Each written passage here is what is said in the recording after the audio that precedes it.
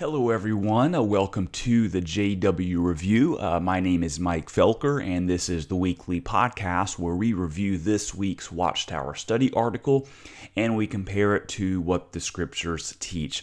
I am not an ex-Jehovah's Witness, and the reason I regularly emphasize that is because we do have a lot of Jehovah's Witnesses who may stumble upon this podcast or YouTube channel or wherever you're finding this, and they're wondering, oh, well, should I be even listening to this guy?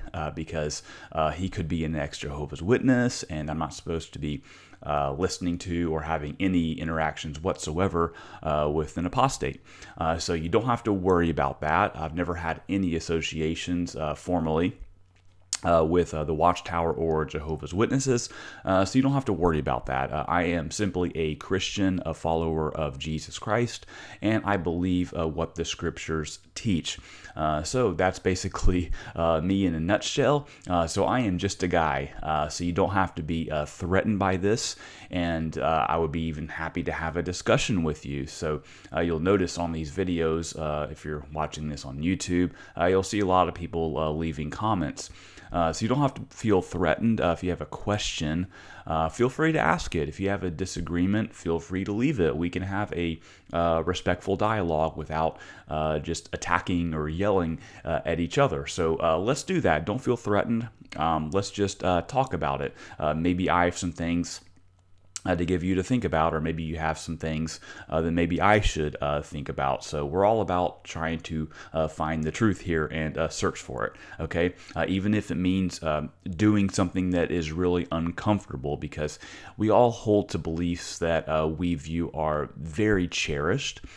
Maybe even some presuppositions that we hold very dear, that we may feel threatened if those things are challenged. They make us really uncomfortable when we think about the fact, wow, what if that is not really true, but I've been believing it my whole life? It's really, really hard to come to grips with that, but I think we all need to just really open our minds up a little bit and just try to view things from other perspectives. And what that really will do in the end is if you can do that, if you can look at a different viewpoint, if you can really hear it and understand it, and even be able to defend it in a way just so you can think about the process by which someone came to that conclusion, in the end, that can actually reinforce your current beliefs.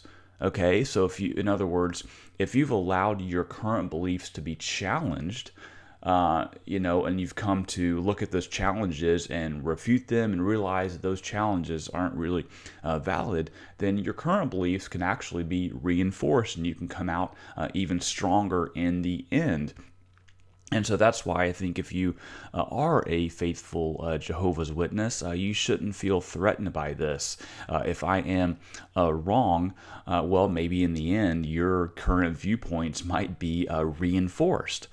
So I think it's a really healthy thing to do, to really re-examine your own beliefs and really hear what the other side has to say. I think that's really, really important. So with that said, let's get into this week's review. So we're looking at the December 2019 Watchtower Study Edition. By the way, if you're listening to this rather than watching it, I do leave the links to download these Watchtower articles. So if you're on my website, michaeljfelker.com, I'll leave a link there so you can download this and you can follow along. But of course, if you're watching this, you can just look on your screen and follow this. So we're looking at the article from February 17th through 23rd. It's titled, How Well Do You Know Jehovah? And the key text is Psalm 9:10.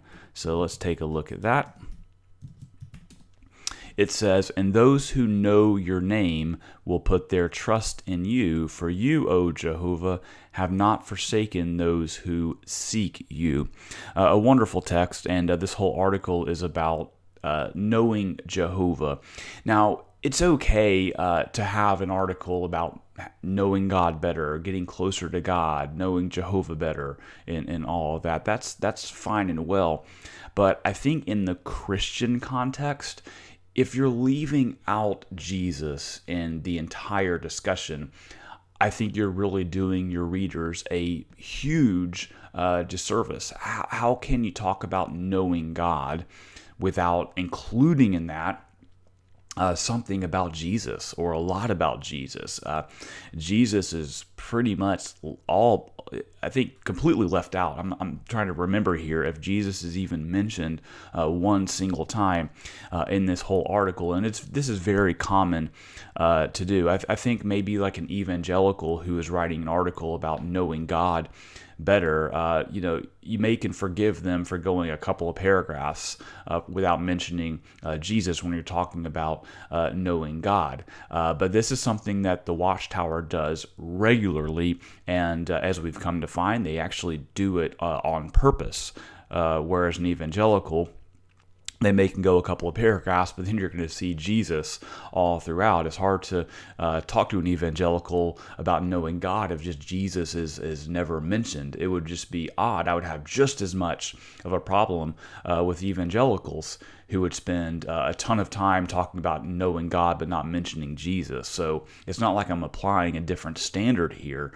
I'm happy to look in my own backyard and, come out against someone in the evangelical world who doesn't talk about Jesus enough, right? But we see the Watchtower neglecting Jesus over and over and over again, and this article is no exception. So what we're going to try to do here is we're going to do the best that we can to bring Jesus into the picture here and talk about Jesus. And it's not so much that what the Watchtower is saying in this article is just blatantly, explicitly wrong. You could find that an evangelical could say a lot of these same things, and you wouldn't necessarily disagree with them. But what you really have to do here is you have to kind of take a closer look, and you have to really view these things with a Watchtower lens on, and then you can find that things aren't quite adding up. So let's look at paragraph 4. It says, some people may ridicule us, that's Jehovah's Witnesses, for wanting to serve Jehovah, and they may oppose us even more when we start to associate with his people. So if you were just an evangelical Christian saying this, most people aren't going to really take a second look at that. It's like, okay, well, if Christians have a certain reputation, then people are just going to oppose you if that reputation is a very negative one. But let's just think about why people may oppose, let's just say, evangelical Christianity versus opposing Jehovah's Witnesses. And what I have found is that most people aren't opposing Jehovah's Witnesses just simply because they are trying to serve Jehovah, or people just hate that, right? Oh, these people, they love Jehovah and I hate Jehovah, so we're going to oppose them. That's not what I have found to be the reason for people's disdain with Jehovah's Witnesses. What I have found is that people oppose Jehovah's Witnesses. I'm just talking about people out on the street, right? I'm not talking about people who actually really understand Jehovah's Witnesses. I'm just talking about someone that you could find out on the street and just randomly ask someone, what do you think about Jehovah's Witnesses? Why don't you like them, or whatever? Most people are going to say, well, those people are in a cult, right? I don't like cults, and those Jehovah's Witnesses are in a cult, and I don't like cults. Or it could be that, they don't celebrate birthdays. That's just crazy. They're depriving their children of their childhood and fun and stuff like that. They don't celebrate birthdays, or they refuse blood transfusions, and I think that is terrible. No one should refuse medical treatment, right? What is wrong with these people? Or it could be more like today, this is kind of came out in the news in the past few years, really out in the open, about the child abuse, right? And so people have heard a lot about that, and they would say, wow, Jehovah's Witnesses, yeah, their policies on child abuse. I can't stand that religion because of that. Or it might be the shunning. People have heard about Jehovah's Witnesses and shunning, and they think that is wrong. These reasons, whether these are the right reasons or the wrong reasons, that's not the point. What we're talking about is why a lot of people out in just the marketplace of ideas, your normal average person, why they oppose Jehovah's Witnesses. It is one or several of the reasons that I just mentioned. And it might be more reasons than that, but I'm just mentioning a few of the more popular ones. Those are a lot of the reasons why people may oppose Jehovah's Witnesses. Now, let's turn things in a different direction here, and you go ask someone, hey, why don't you like Christians or Christianity? You're generally going to get a different response, because people out on the streets aren't normally associating just Jehovah's Witnesses and Christians. They're not thinking of those two together. Jehovah's Witnesses are a completely separate thing, but when you think about just Christians, people are thinking maybe Baptists, right, or just evangelicals. Why don't you like Christians? And some people are going to say, well, I think Christians are hypocrites, right? They're hypocrites. They say one thing and they do another, right? That's why I don't like Christians. Or it may be, well, Christians are closed-minded, right? They're intolerant people. Because you hear the stuff out in the news about Christians and same-sex marriage, and Christians hate homosexuals, or they associate Christians with Republicans, and I can't stand Republicans for this reason. And what I'm trying to say here is there are very different reasons why people oppose Jehovah's Witnesses and why people oppose Christians. But what we can say is that the reasons why people oppose Jehovah's Witnesses, by and large, is not because they want to serve Jehovah. I don't think anyone gives that reason. So I'd say it's a little bit disingenuous the way the Watchtower is saying this here, that people are ridiculing you because wanting to serve Jehovah. I just don't think that's why people are opposing Jehovah's Witnesses. It's generally because of their very unique set of beliefs. Paragraph 6. Like Moses, all of us have a decision to make. Will we choose to serve God and associate with His people? We may have to make sacrifices to serve God, and we may risk being opposed by those who do not know Jehovah. So make no mistake here, the association that they are mentioning, His people, that is only Jehovah's Witnesses. Only the Jehovah's Witnesses are considered God's people.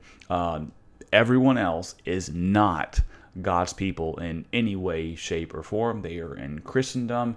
They are associated with Babylon the Great, right? They have pagan beliefs and practices, but only Jehovah's Witnesses are considered to be God's people. Now, they mention here making sacrifices to serve God and risk being opposed, and a lot of that may have to do with the time and just the activities that you have to do if you're going to be considered one of faithful Jehovah's Witnesses. And if you are part of a family that are not Jehovah's Witnesses and you become one, your family may be like, look, you're spending so much time doing these Jehovah's Witness activities, right? You're neglecting your family because you're spending all your free time going to meetings and out in your door-to-door ministry, and so your family might oppose that. Or you're quitting your well-paying job to wash windows or clean houses or things like that because you want to be able to spend more time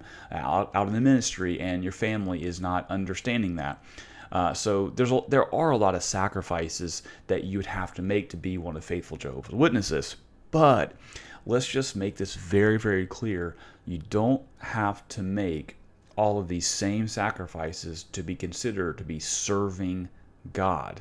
Watchtower may tell you that you should do this, that you maybe should quit your high-paying job because you're spending too much time on it, right? But there's nothing nothing with serving God that requires you to do these things that Watchtower might be telling you, right? There's just not a direct correlation between those two. Every Christian has to make those decisions for themselves. The Watchtower can't make that decision for you. They can discourage you from doing that, but you're not going to find a scripture saying that you just simply need to quit your well-paying job and start to wash windows, right? The Bible doesn't say that. The Bible gives you general principles to abide by, but you can see regularly, especially lately, that the Watchtower just is encouraging you to do those things, to do whatever you need to do to serve the interests of the Watchtower. Paragraph 10. What is the lesson for us? To know Jehovah well, we not only have to learn about his qualities, but have to do his will. Jehovah's will today is that all sorts of people should be saved and come to an accurate knowledge of the truth. One way we do God's will is by teaching others about Jehovah. And it's really interesting that they bring up here 1 Timothy 2, 3 through 4, because, no surprise here, you're going to find that Jesus is mentioned here. Because if we look at just the next verse, it says, there is one God and one mediator also between God and men, the man Christ Jesus, who gave himself as a ransom for all, the testimony given at the proper time. This is extremely important here. Because for one, the Watchtower will tell you that unless you are a part of the 144,000 anointed class, Jesus is not your exclusive mediator. He is only the mediator for that anointed class of Christians. And so maybe that's why they're leaving out this verse. But what they're saying here is they're talking about Jehovah's will and teaching others about Jehovah. And it's just interesting that the passage they quote here is highly focused on Jesus. Jesus is the mediator, and that is extremely important. And Jesus giving himself as a ransom for all. Extremely important. So why would the Watchtower leave that out when it's talking about teaching others about Jehovah? So another example of the Watchtower omitting Jesus in the very scripture that they cite. It's very, very deliberate. Okay, it's very deliberate. But you all need to ask yourself, if you're one of Jehovah's Witnesses, how can you say that Jesus is not your exclusive mediator? Look at this text and just tell me, where in the text do you see anything about leaving Jesus out as the mediator for most of true Christians? It's just simply not there. Now, I know what you're going to say. I know you're going to say that you receive the benefits of the mediation by extension, by your association with the anointed class, but there, again, is nothing in the text about that whatsoever. Paragraph 11. For example, we see direct evidence of Jehovah's compassion when he guides us to those who have the right heart condition. Again, very, very interesting, because what is this text about? Jesus is saying, no one can come to me unless the Father who sent me draws him. And I, that being Jesus, will raise him up on the last day. So it's talking about, so the Watchtower is saying Jehovah guides us to those who have the right heart condition, but the text says Jesus draws people to himself. So the Watchtower is saying one thing, but the text that they quote is saying another thing. Jesus brings people to himself. Okay? Look at this text very, very carefully. Look at this whole context very, very carefully. People come to Jesus. People are drawn to Jesus, and Jesus raises them up. Very, very unfortunate that the Watchtower fails to mention that. But it's a good thing they quote the text, because you can actually go to these texts and you could read these things for yourself. And a couple sentences later, in paragraph 11, they say, "And we see proof of God's patience as he gives many in our territory numerous opportunities to learn about who? Him, Jehovah, and be saved." But go to Romans for yourself. Look at the context. It says, "For whoever calls in the name of the Lord will be saved. How then will they call on him in whom they have not believed? How will they believe in him whom they have not heard? And how will they hear without a preacher? How will they preach unless they are sent? Just as it is written, how beautiful are the feet of those who bring the good news of good things." Look in this context. Look at a couple of verses before. It says that if you confess with your mouth Jesus as Lord, and believing in your heart that God raised him from the dead, you will be saved. Follow along the train of thought. The Lord here is Jesus. And so when you get to Romans 10:13, the name of the Lord that you are to call on is Jesus. So again, the Watchtower is saying one thing about the learning about him. So the Watchtower is saying that's Jehovah, but Paul in Romans is saying it's Jesus. So here's just two examples in the same paragraph where the Watchtower leaves out Jesus and says it's talking about Jehovah. That is not the case. Read the context for yourself. Let's go all the way down to paragraph 21. What is the lesson for us? We need to be imitators of God. Now, I'm not saying that you shouldn't be an imitator of God. Indeed, you should, and the Bible certainly says you should. But let's look at the context. Ephesians 5:1 that they cite here for you to read. It says, "Be imitators of God." Yes, exactly. "As beloved children, and walk in love, just as Christ loved you and gave himself up for us, an offering and a sacrifice to God as a fragrant aroma." This is extremely important here because Paul and the other Christian authors are going to say things like, "Be imitators of God," right? Of course, God is the focus, but look at who they often tie in together with God. They tie into Jesus here, because they say be imitators of God, but then they say imitate Christ. Christ is the example. So imitate God, but look at Christ as the example. They gave Jesus as the example because Jesus loved you and gave himself up for you. Imitate that. That is your example because Jesus perfectly reflects the Father. He's not just sort of a representation of the Father. He perfectly represents the Father. He is the model. So if you want to know what God is like and how to imitate God, look at Jesus, because Jesus is the one who came to earth. The Father did not come to earth. Jesus came to the earth. He is your example.